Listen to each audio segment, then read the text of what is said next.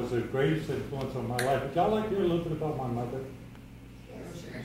I said later that my mother was the most beautiful woman that I ever saw. And I said that all my success I owe to my mother. And so all you mothers have successful children, and you played a big role in their success. And now you, a lot of your grandmothers, with your daughters and your granddaughters, you want to instill in them some of the things my mother taught me. So I'd like to tell you that. Okay. What is very interesting, that even before I was born, my life was very interesting. Because when I was a 4-month-old fetus in my mother's womb, she was having a picnic dinner outside with family and friends, when all of a sudden, this is September day, 1731, all of a sudden the sky darkens, and before they get inside, crash!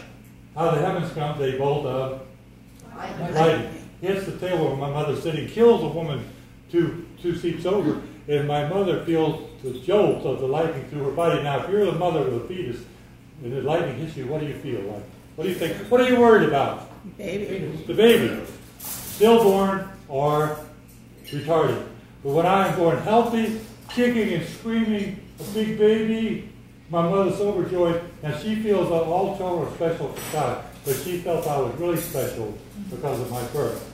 Now, later on, I accomplished many, many great feats. And I was very, very energetic. And I was called to be a workaholic. Now, some people credit that I had so much energy when I was an adult because when I was born, because of my mother's lightning, I came out supercharged.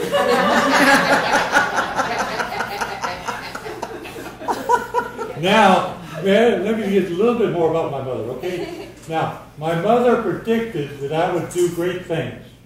Now, she made her business that I did do great things because she was the kind of mother that gave me great confidence in myself.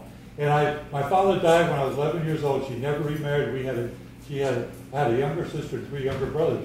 So I assumed responsibility just shortly after I was 11 years old because I helped with my younger siblings. But the point I want to make is, like for my schoolwork, I only got to go to the 8th grade, but my mother encouraged me to study and learn. Now, here's an example. When I was in school, to the 8th grade, I would bring schoolwork home to my mother. And she would look at it, and some others might look at schoolwork and say, "Oh, gosh, this is terrible schoolwork. I'm ashamed of you to show me this work. Gosh, what, you been lazy bum?" Did my mother ever do that? No. Is that discouraging? No, that's like criticizing. My mother looked at my schoolwork and said, "George, this is great work. You've done a good job here, but you can do better. Do it again." Now see, my mother praised me and she made me feel I could do the work better. And so I did it over and over again until I got it right in her eyes. But she never criticized me. And I learned a lesson in the future. When people did a good job for me, I praised them. When they didn't do a good job, I never criticized. I praised them. So now, my mother saved my schoolwork. How many of you mothers have saved all the schoolwork of your children? You have, okay.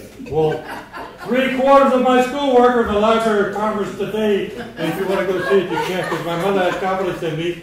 And when I got to be president, my mother was 82 years old. She was dying of breast cancer, and she had a house in Fredericksburg, Virginia, which is about 45 miles south of Mount Vernon.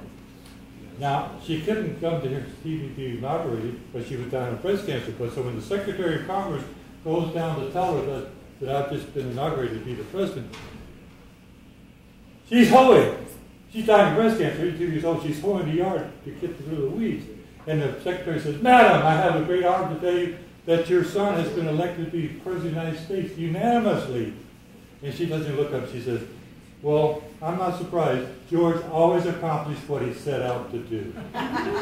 So see, she had great confidence in me. And children who were raised with a parent or an influence who give them great credit, show them great confidence, they take on sort of an opinion that they can be successful and do things.